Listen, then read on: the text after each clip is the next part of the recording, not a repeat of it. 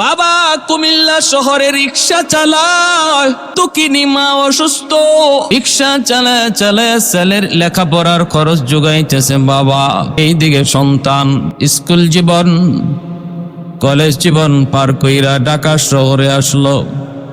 ভার্সিটিতে লেখাপড়া করে একটা টিউশনি কইরা কোনো রকম লেখাপড়ার খরচ যোগায়।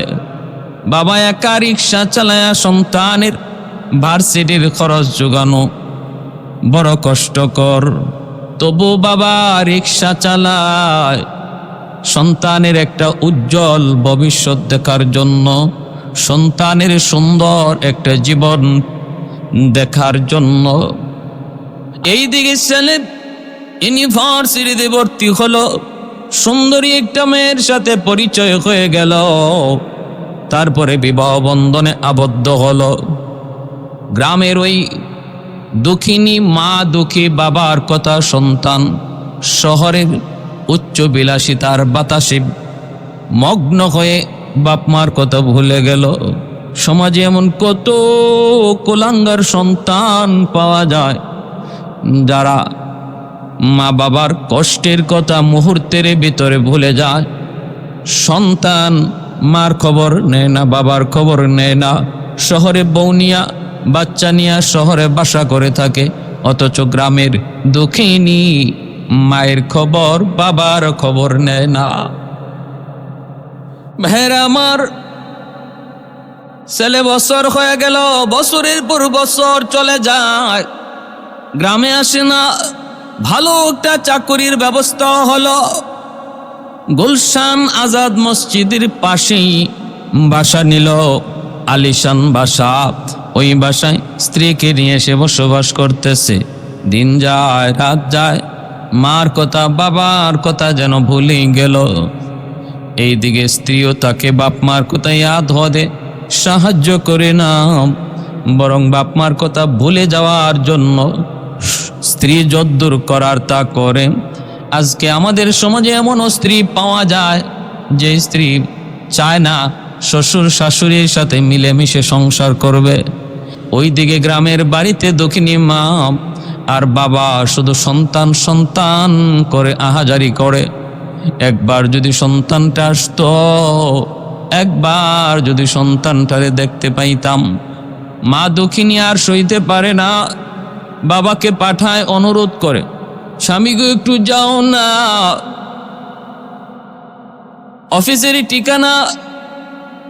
অফিসেরই ঠিকানা নিয়ে তুমি একটু যাও।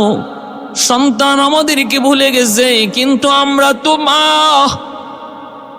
আমি তো মা,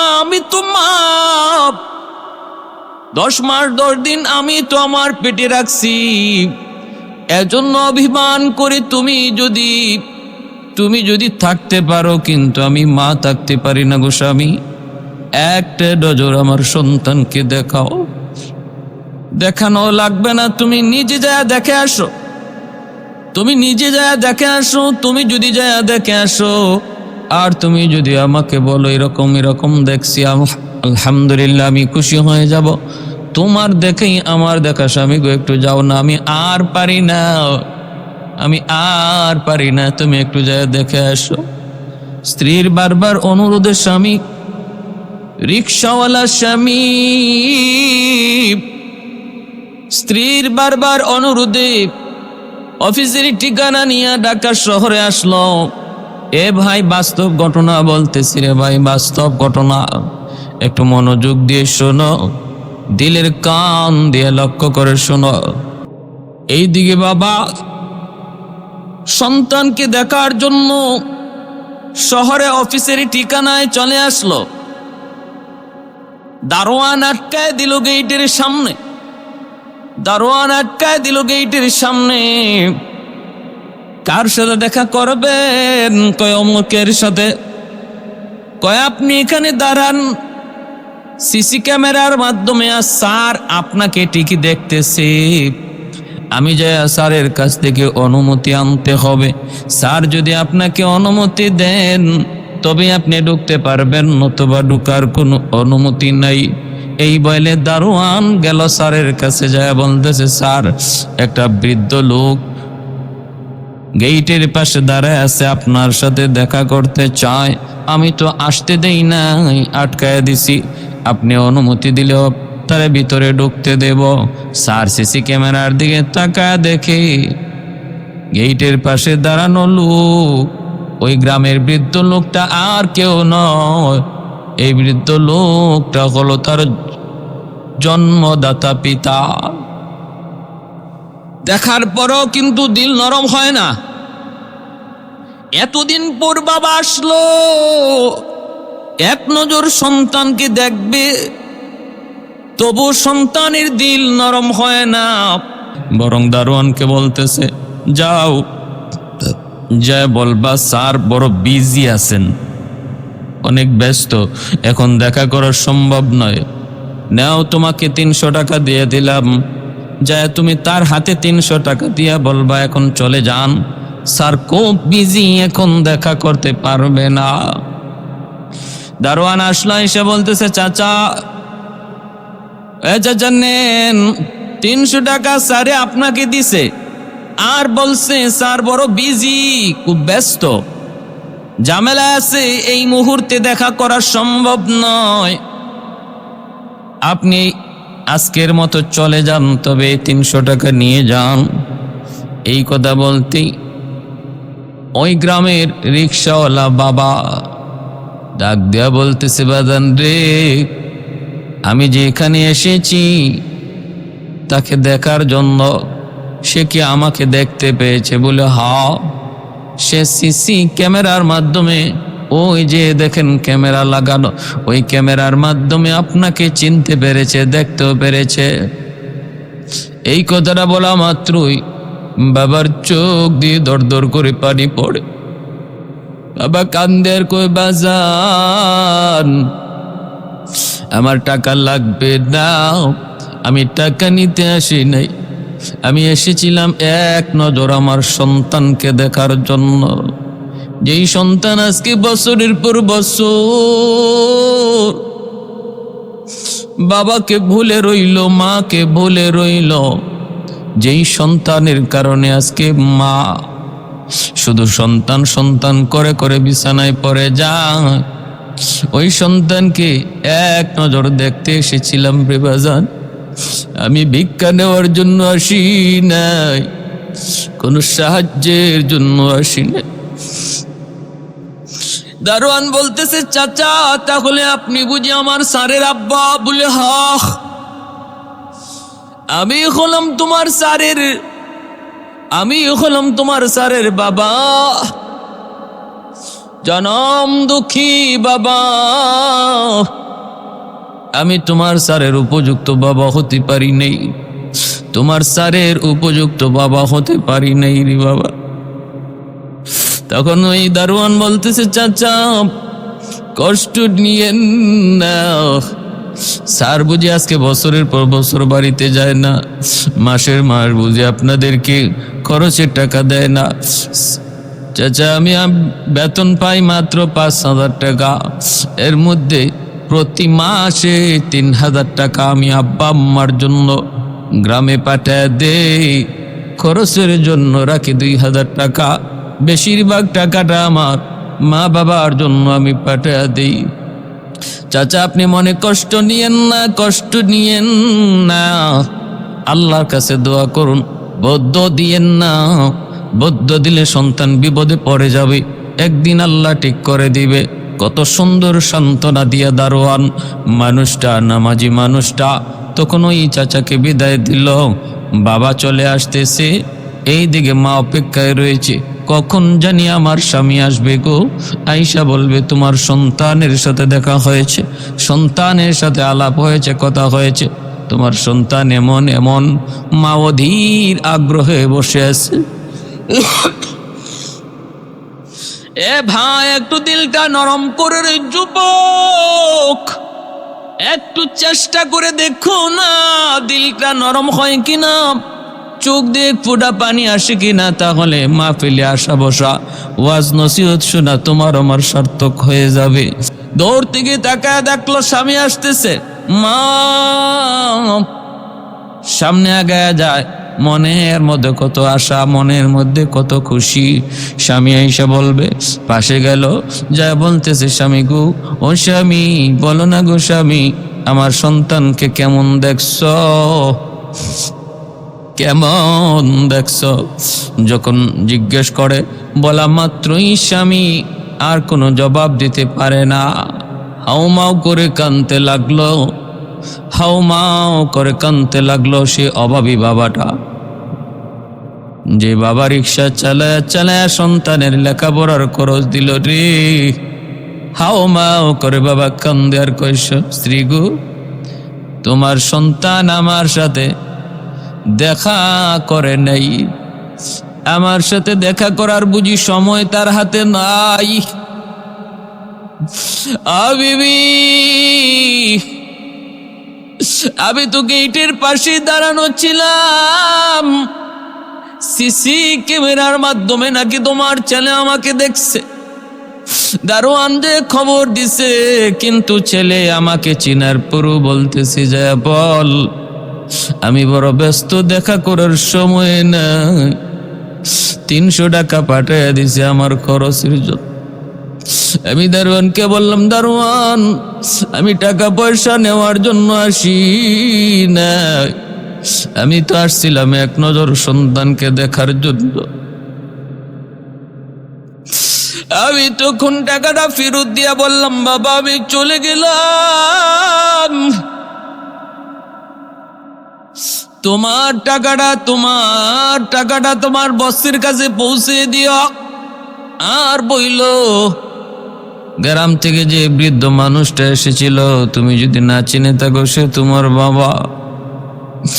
এই কথা বলা মাত্রই দুঃখিনী মা দাঁড়ানো থেকে মাটিতে বসে গেল কপালে হাত দিয়া, আর বলতেছে, বাজান রে, ও বাজার, কেমনে তুই মাকে ভুলে রইলি, কেমনে তুই বলতে পারলি? যেই মা তোরে 10 মাস 10 দিন পেটে রাখলো, যেই মা তোরে রাতের পর রাত জায়গা জায়গা পাহারা দিল, যেই বাবা নিজে না খায়া তোর ঔষধের ব্যবস্থা করলো, যেই বাবা দিন নয় শুধু রাতের বেলা রিক্সা চালায় চালায় তোর লেখাপড়ার জন্য খাতা কলম কিনে দিল, কেমন করে তুই বাপ মাকে বলে রইলি? বাজান, দুনিয়াতে আমার যে আর কেউ নাই, আমার তো আর কোনো সন্তান নাই, একমাত্র তুমি সম্বল ছিলি। কেমন করে বাপ মারে ভুলে রইলি? কেমন করে বাবাকে চিনার পরও তুই ফিরে দিলি? সাথে সাথে বাবা তার স্ত্রীকে কোলে নিয়ে বাড়িতে নিয়ে আসলো, আসতে পারে না, পরে যায়। সান্ত্বনা দিয়া দিয়া স্বামী স্ত্রীকে নিয়ে ঘরে আসলো। ভাইরা বন্ধুরা, এইভাবে মা দুঃখিনী, শুধু তার মুখের হাসি নাই, কান্না আর কান্না, চোখ থেকে শুধু পানি ঝরে, পানি আর শুকায় না। ঈদ যায়, ঈদের চাঁদ যায়, বাপ মার মুখে একটু হাসি নেই।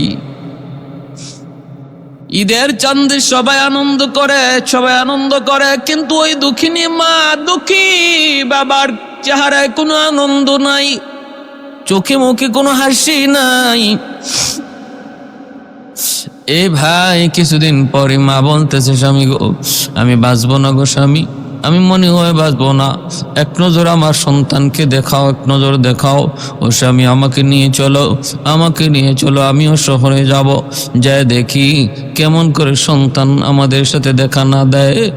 স্বামী অপারগ হয়ে বারবার স্ত্রীর পীড়াপিড়িতে স্ত্রীকে নিয়ে কুমিল্লা শহর থেকে ঢাকার উদ্দেশ্যে রওনা দিল। কষ্ট করে পৌঁছে গেল। স্বপ্ন, সারাটা রাস্তা জুড়ে একই স্বপ্ন, আমার সন্তানকে দেখব। একই নিয়মে গেইটের পাশে দাঁড়ায়। দারোয়ান বলছে, চাচা আপনি তো সেই দিনের চাচা, কিন্তু দাঁড়াইতে হবে, স্যারের অনুমতি ছাড়া কোনোভাবেই আমি যাওয়ার সুযোগ দিতে পারি না, নতুবা আমার চাকরিটা চলে যাবে। চাচা, আমি বুঝতেছি আপনার মনের ব্যথা, মনের কষ্ট, কিন্তু আমার চাকরি বাঁচাইতে হলে অনুমতি নিতে হবে, একটু দাঁড়ান। আবার গেল, যায় আবার যখন বলল স্যার একটু তাকায় দেখেন দারোয়ান, আমি দারোয়ান বলতেছি একটু তাকায় দেখেন ক্যামেরার দিকে। গেটের পাশে একজন মানুষ স্ত্রীকে নিয়ে হাজির হয়েছে, আমি ঢুকতে দেই না, আপনার অনুমতি ছাড়া আমি কি তাদেরকে ঢুকতে দেব নাকি, একটু দেখেন। স্যার তাকায় দেখলো ওই মানুষটা হলো তার বাবা, আর ওই মহিলাটা হলো তার দুঃখিনী মা দুঃখিনী মা আর জনম দুঃখী বাবা। তখনও দিল নরম হয় না রে ভাই, শক্ত পাষাণ দিল নরম হয় না। আবার ওই দারোয়ানকে ডাক দিয়া বলতেছে, যায় বলবি আমি বড় ব্যস্ত, আমার সময় নাই, সুযোগ নাই, নে 1000 টাকা নিয়ে নে, দেখবি আজকে চেষ্টা করবি টাকাটা দেওয়ার জন্য। দারোয়ান আইসা আবারও বলতেছে, চাচা মাফ করবেন চাচা, দুনিয়াতে আমি এমন সন্তান দেখি নাই যে সন্তান মা বাবাকে দেখার পরেও সে দেখা করতে রাজি নয়। চাচা 1000 টাকা আপনাদেরকে দিয়া বলছে চলে যেতে। এই কথাটা শোনা মাত্রই দুঃখিনী মা গেইটের পাশে আল্লাহ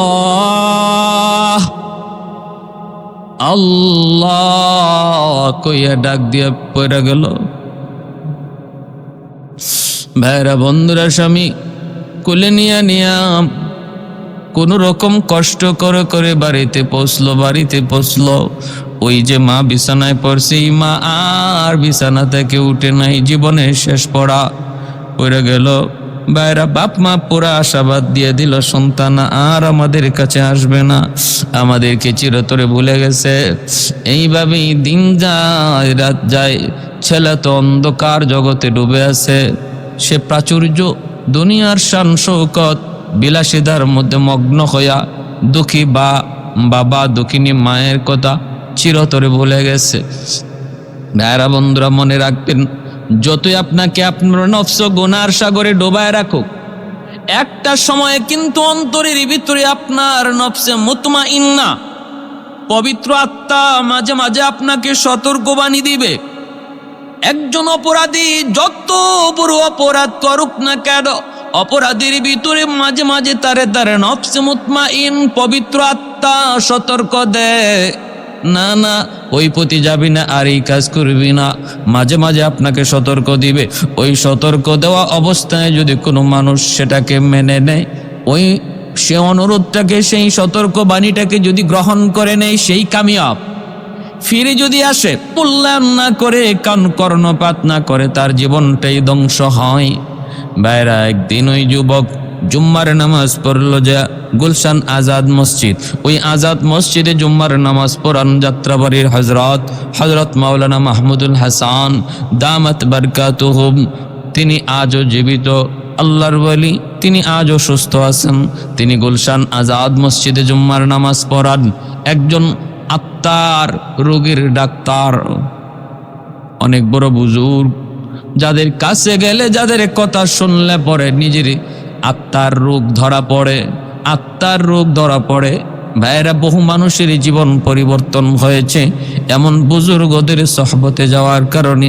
এজন্যই তো আল্লাহ বলেছেন, যদি তুমি একজন খাঁটি মুমিন হতে চাও, তাকওয়াওয়ালা হতে চাও, তুমি তাকওয়াওয়ালাদের সংস্পর্শে যাও, আল্লাহওয়ালাদের সহবতে যাও, তাহলেই তোমার দৌলতে তাকওয়া হাসিল হবে।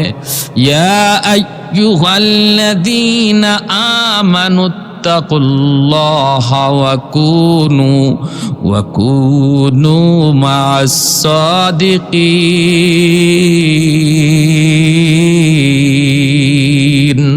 আল্লাহ পাক বলেন, তুমি যদি মুত্তাকি হতে চাও তাহলে আল্লাহওয়ালাদের সহবতে যাও। ভাইরা বন্ধু, আল্লাহর ওলি জুম্মার নামাজ পড়ান গুলশান আজাদ মসজিদ। ওই মসজিদে ওই যুবক জুম্মার নামাজ পড়তে গেল। আল্লাহর ওলি ওই দিন জুম্মায় বয়ান করতেছেন মা বাবার হক নিয়া। বাপ মার খেদমত প্রসঙ্গ নিয়ে তিনি বয়ান করতেছেন। বয়ান প্রসঙ্গে তিনি বলতেছেন, আল্লাহ পাক বলেন, আল্লাহ পাক তার হাবিবকে জানিয়ে দিয়েছেন, রেদার রব্বি ফি রেদাল ওয়ালিদাইন ওয়া সাকাতুর রব্বি ফি সাকাতিল ওয়ালিদাইন। যেই সন্তানের উপরে তার বাপ মা রাজি, আল্লাহ তার উপর রাজি। যেই সন্তানের উপরে বাপ মা নারাজ, আল্লাহ তার উপরে নারাজ।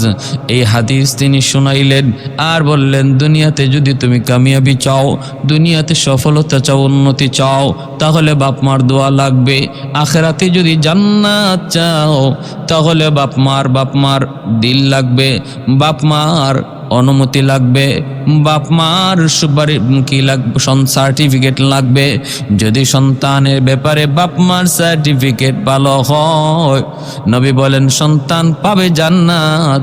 আর সার্টিফিকেট যদি খারাপ হয়, যত বড় বুজুর্গ হোক না কেন, যত আমলের পাহাড় নিয়ে উঠুক না কেন, বাপ মা যদি কয় ভালো না, তাহলে তার জন্য জান্নাত হারাম হয়ে যাবে, জাহান্নাম ওয়াজিব হয়ে যাবে। ভাইরা বন্ধুদের জন্য বলতেছে, একটু মনোযোগ। ওই মসজিদে জুম্মার নামাজ পড়লো যুবক, জুম্মার নামাজ পড়লো। জুম্মার নামাজের ভিতরে আল্লাহর ওলি বাপ মার সেবার কথা যখন তিনি বয়ান করলেন, বয়ান করে করে শুনাইতেছেন আর বলতেছেন, রে দুনিয়ার সন্তানের দল, যদি বাপ মাকে খুশি করতে পারো তাহলে আল্লাহ খুশি, জান্নাত পাবা। আর যদি সন্তানের বিরুদ্ধে বাপ মার কোনো মামলা আল্লাহর আদালতে জমা হয়ে যায়, তাহলে এই সন্তান যত বড় নামাজি, যত বড় দিনদার হোক না কেন, বাপ মার মামলা যার উপরে আছে সে কোনোদিন জান্নাত পাবে না।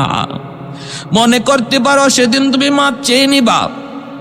আরে শুনেরা করে যুবক, আখিরাতের ময়দান মাপ চাওয়ার জায়গা নয়, মাপ দেওয়ার জায়গা নয়। আখিরাতের জীবন ব্যবস্থাটা বড় কঠিন। মাপ দেওয়া, মাপ নেওয়ার জায়গা হলো দুনিয়ার জগৎ। দুনিয়াতে সহজে কারো কাছ থেকে মাপ নেওয়া যায়, মাপ চাওয়া যায়, কিন্তু আখিরাতে আল্লাহর আদালতের সামনে মাপ চাওয়ার কোনো সুযোগ নাই। কেউ মাপ চাইলেও চাইতে পারে, কিন্তু মাপ পাবে না। সন্তান মায়ের পরিচয় দিবে না, বাবা সন্তানের পরিচয় দিবে না, কেউ কারো পরিচয় দিবে না। কলিজার টুকরা সন্তানের পরিচয় মা দিবে না, বাবা দিবে না। আল্লাহ বলেন, ইয়াউমা ইয়াফিরুল মারউ মিন আখিহি ওয়া উম্মিহি ওয়া আবিহি ওয়া সাহিবাতিহি ওয়া বানিহি লিকুল্লি ইমরিইম মিনহুম ইয়াউমা ইযিন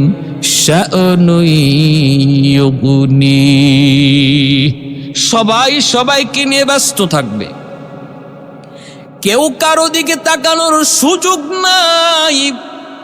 যার যার হালত নিয়ে সবাই ব্যস্ত। শুধু ইয়া নফসি, শুধু ইয়া নফসি, শুধু ইয়া নফসি। নবীরা পর্যন্ত ইয়া নফসি বলবে। এমন এক হালত হাসরের ময়দান, হাসরের মাঠ। অতএব ওই মাঠে সন্তান যদি বাবার কাছে যায় বলে, আব্বা মাফ করে দাও, বহু অন্যায় করে ফেলেছি, আব্বা মাফ করে দাও, কিন্তু বাবা মাফ দিবে না। মা যদি যায় বলে, মার কাছে যায় যদি বলে, মা অন্যায় করে ফেলেছি, আমাকে মাফ করে দাও, মাও মাফ দিবে না। বলবে, দুনিয়াতে আমার কোনো সন্তান ছিল না।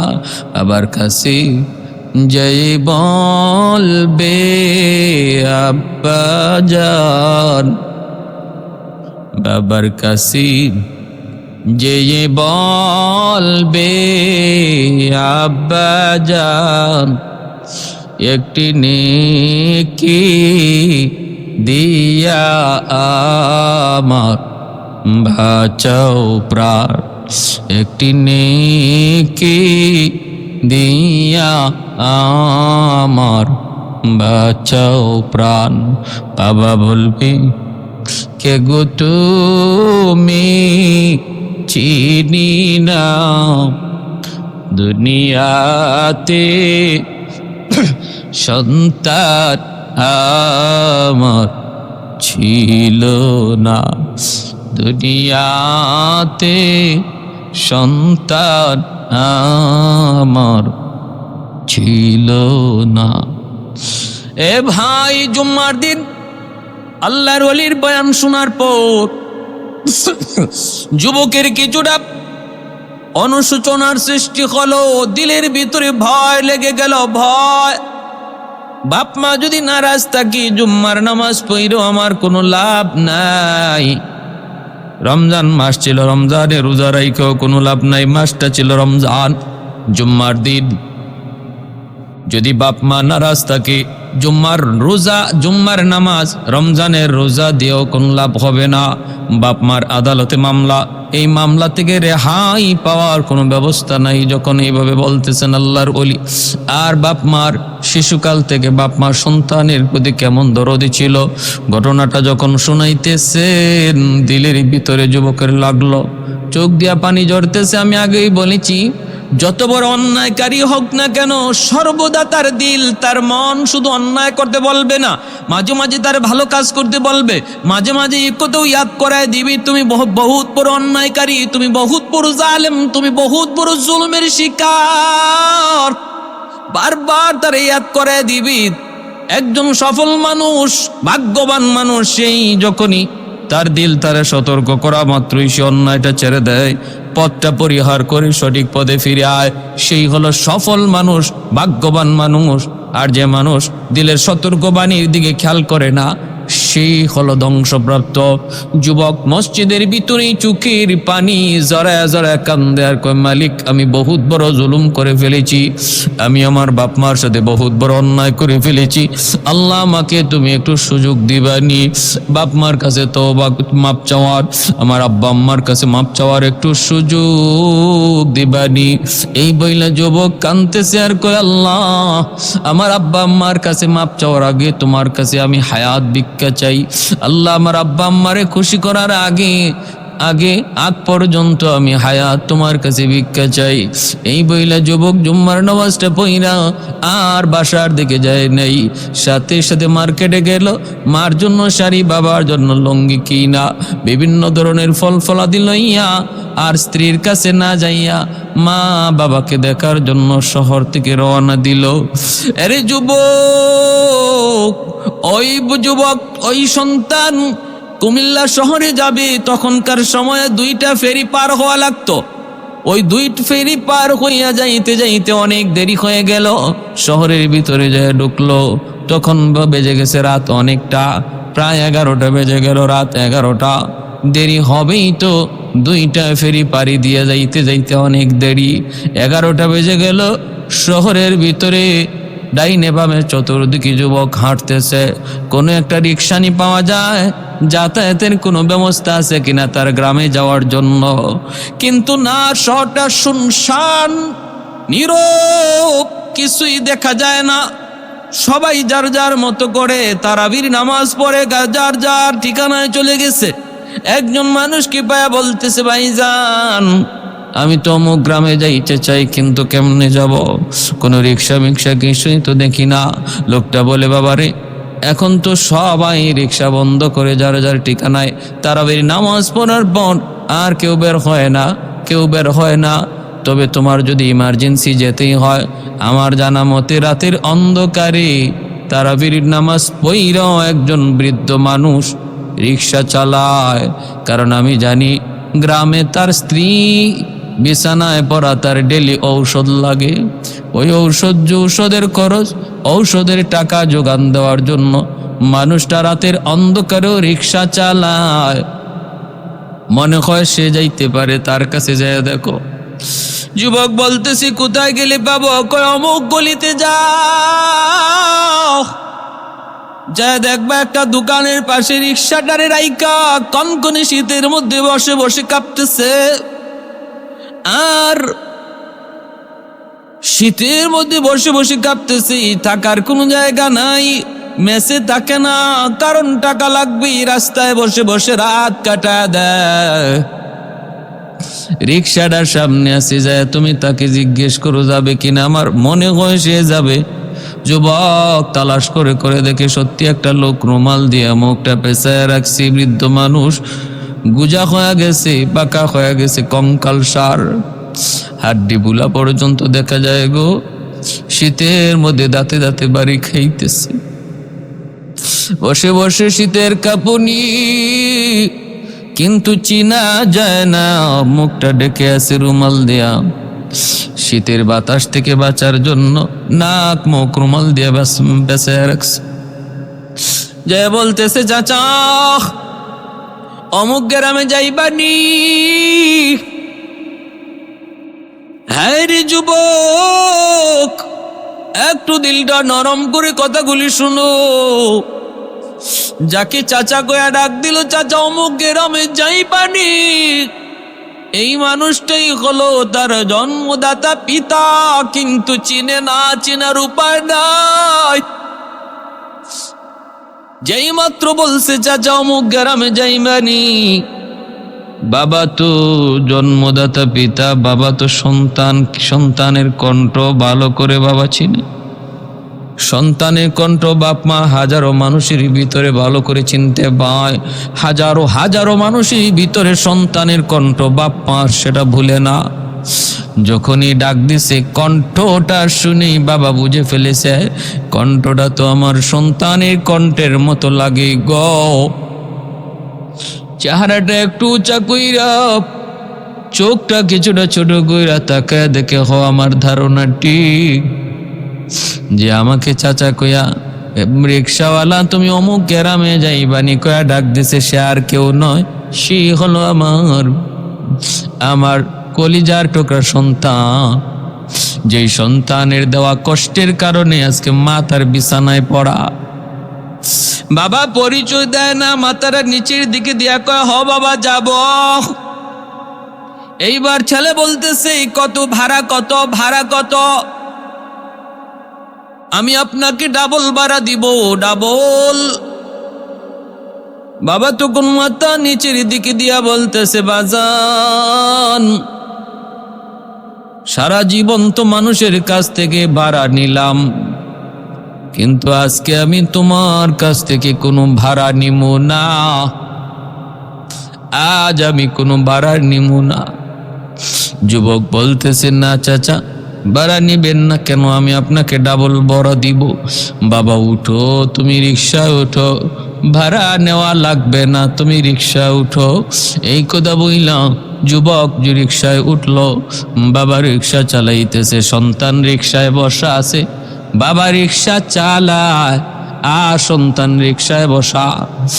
দিন এইভাবে সামনের দিকে আগাইতেছে, বাবা রিক্সা চালায় আর চোখ দিয়া পানি জরে আর কান্দে আর বলতেছে, বাজান রে আজকে তুমি যার রিক্সায় চড়ে বসলা, তুমি তো জানো না এই রিক্সাওয়ালা কেউ আর কেউ নয়, সেই তোমার বাবা, সেই তোমার জন্মদাতা পিতা। একটু উঁচু জায়গায় উঠা যায় না? মানুষটা সারাদিন রোজা রাখলো, কোন রকম ইফতার কইরা রিক্সা নিয়ে বের হয়ে গেল, গায়ে কোনো শক্তি নাই, উঁচা জায়গাটা রিক্সা নিয়ে উঠতে পারে না। ওই অবস্থায় ছেলেকে বলতেছে, বাবা একটু রিক্সা থেকে নামো, আমি তো উঠতে পারতেছি না। ছেলে তখন বলতেছে, কি ব্যাপার তোমার এত দেরি হইতেছে কেন, আমার তাড়াতাড়ি যাওয়া দরকার, তোমার গায়ে শক্তি নাই, তুমি পারো না, তাহলে রিক্সায় উঠাইলা কেন?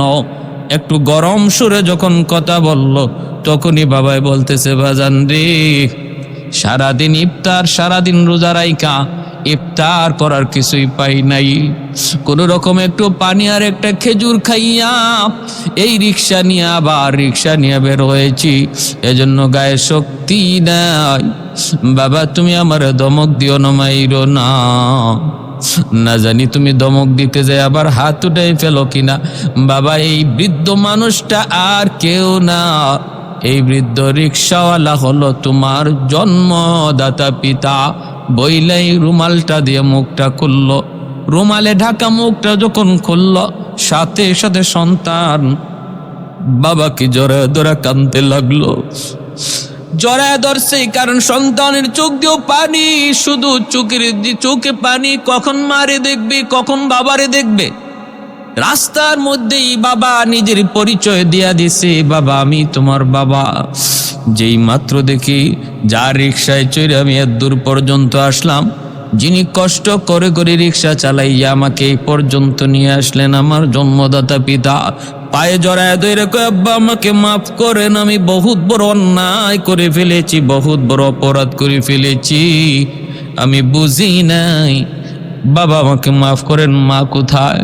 কয়, বাবা তোমার মা বিছানায় পড়ে আছে, মৃত্যুর সাথে পাঞ্জা লড়তেছে, কখন জানি মারা যায়, তার ডেলি ঔষধ লাগে, ডেলি ঔষধ লাগে, এই ঔষধের টাকা জোগাড় করতে আমার রাতের বেলাও রিক্সা চালাইতে হয়। এই বইলা যুবক বাবাকে জড়া দইরা দৌড় দিয়া বাড়িতে আসলো। আইসা যখন ডাক দিছে, মা মা কয়া ডাকটা দিছে রে বাজান, দুঃখিনী মা, অসুস্থ মা বিছানায় শুয়ে রইছি, যে মা বিছানা থেকে উঠতে পারে না, সন্তানের ডাক শোনা মাত্রই মা বিছানা থেকে লাফ দিয়ে উঠে গেছে। লাফ দিয়া মায়ের পা জড়া ধরা কান্দে আর কই, মা ও মা, বহুত বড় অপরাধী আমি, বহুত বড় অন্যায় করে ফেলেছি, মা আমাকে মাফ করো, মা আমাকে মাফ করো। সাথে সাথে মা টান দিয়ে বুকে জড়ায় দিয়ে কান্না শুরু করছি। এজন্য বলি রে ভাই, বাপ মার কাছে মাপ চাইতে দেরি হয়, বাপ মা মাফ করতে দেরি হয় না। যুবক, যদি কোনো অন্যায় করে থাকো তাহলে তাড়াতাড়ি মাপ চাও, কারণ বাপ মার কাছে মাপ চাইতে দেরি, বাপ মা মাপ করতে দেরি হয় না। ও ভাই, প্রতিদিন এরকম ভাবে একটা যুবক মাকে আইসা প্রতিদিন মারতো বউয়ের কথায়। একদিন অফিস থেকে আসার পথে ওয়াজ শুই না, দিল পরিবর্তন হয়ে গেছে। 2টা বাজে বাড়িতে আসলো, আইসা দেখে স্ত্রী দরজার পাশে দাঁড়ায় রইছে বাচ্চা কুলে নিয়া। কি গো স্ত্রী, তুমি এখনো বাচ্চা কুলে নিয়ে দরজার পাশে দাঁড়ানো, ঘটনা কি? স্ত্রী বলতেছে, আমার বাচ্চাটা অসুস্থ, পাতলা পায়খানা, কখন কি হয় এই চিন্তা করে আমি মা ঘুমাই না।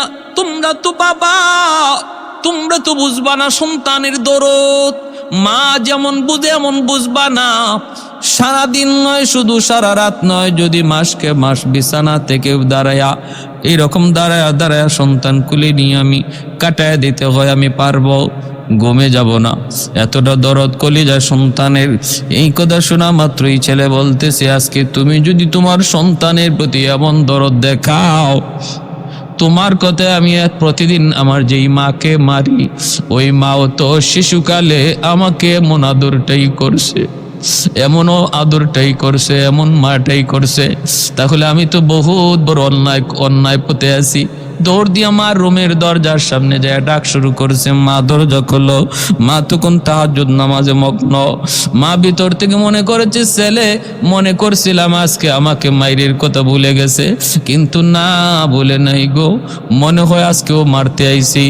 মা নামাজ শেষ করে বলতেছে, বাজান রে বাবা, আজকে আমাকে মারবি না, আমি আজকে তোর বউয়ের সাথে কোনো কথাই বলি নাই রে বাবা, প্রতিদিন মিথ্যা কথা বইলা আমারে মাইর খাওয়া,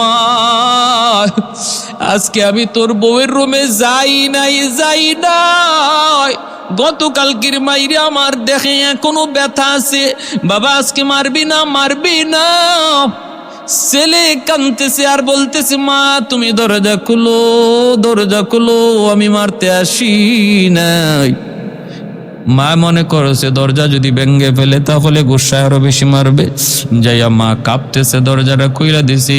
দুঃখিনী মা, বৃদ্ধা মা কাঁপতেছে দরজার পাশে দাঁড়া, আর ছেলে ভিতরে ডুইকা লাফ দিয়ে আমার দুটা পায়ে জড়া দুইরা কান্না করে আর কই, মা গো আমি বুঝি নাই, আমাকে মাফ করো, আমি বহু অন্যায় করে ফেলেছি।